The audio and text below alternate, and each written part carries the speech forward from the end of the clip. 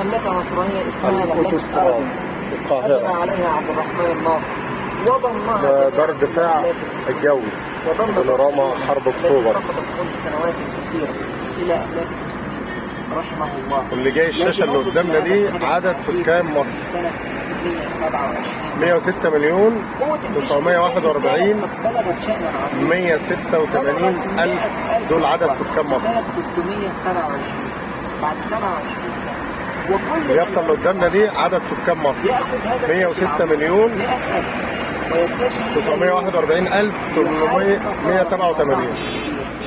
موقعا تسمى بموقع ده عدد سكان مصر أو اللي موقع قدامنا ده. سامورا.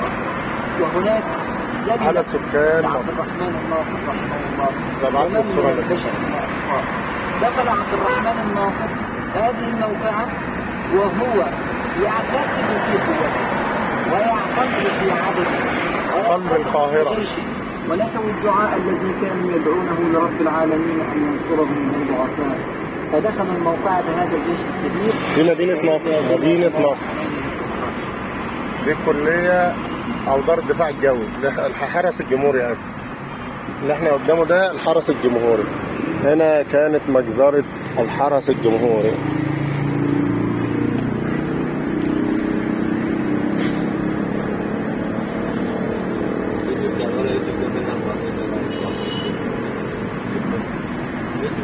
لا بالتاريخ يتكرر والله سبحانه وتعالى ليس بينه وبين أحد إذا أخطأ العباد وبعدوا عن ربنا سبحانه وتعالى تكون الهزيمة فقط لا محالة.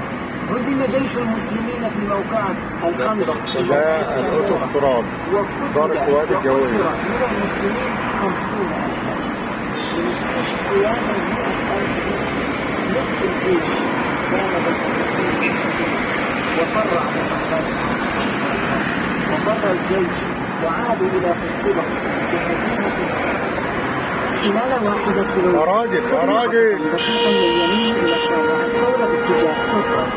مرسيدس وكان يضحي بيها دلوقتي. علم أين الخلل وعلم أين الضعف ونجد إدارة الأمر بسرعة وحفز الناس وقام العلماء وقام المربون يعلمون رحلة أو جولة داخل القاهرة ومدينة نصر. لهم من جديد ومن جديد قاموا بحرب عظيمة الكوبري اللي فوقنا ده طبعا ما على كانش النصارى موجود. في سنة 329 من الهجرة. قام بحملات مكثفة. دلوقتي هنيجي عند الكلية الحربية والفيلا اللي كان يسكنها مبارك. إلى سنة 335 حتى أيقن النصارى بحلفه وطلب ملك ليون الأمان والمعاهدة على جولة داخل القاهرة في مدينة نصر. مدينة نصر. كذلك فعل ملك جولة سياحية داخل القاهرة. دفعوا جميع الجزء ده قصر البارون اهو. قصر البارون. قصر منعطفا بسيطا من قصر البارون. شارع الثورة باتجاه سوسة. أقدم قصر في مصر. سياسي وعسكري لعبد الرحمن الناصر. خلال حوالي 9 دي الفيلا اللي كان يسكنها مبارك زمان. إلى طريق القاهرة السويس. استمر على المصعد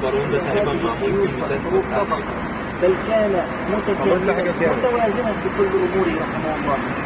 انظر إلى الحضارة العظيمة التي أنشأها في بلاد الأندلس. أنشأ هياكل إدارية على أعلى مستوى أكثر من الوزارات وأكثر تخيل احنا لما أنا الشارع السادس ده. الأمن المسؤولة تخيل لما أنا استنى. وزارة كبيرة ضمن ده من أهم شوارع القاهرة الأوتوستراد وصلاح سالم.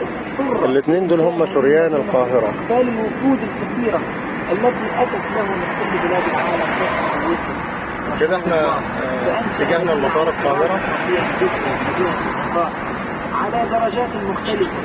الدرجة السفلى للحراس والكتبة والعمال، ثم درجة أعلى فيها الوزراء وكبار رجال الدولة، ثم أعلى الدرجات في منطقة المدينة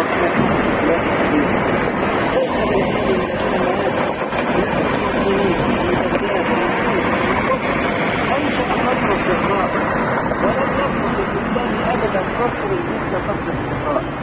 بالغ في إنشائه حتى أصبح من معجزات الإسلام. والله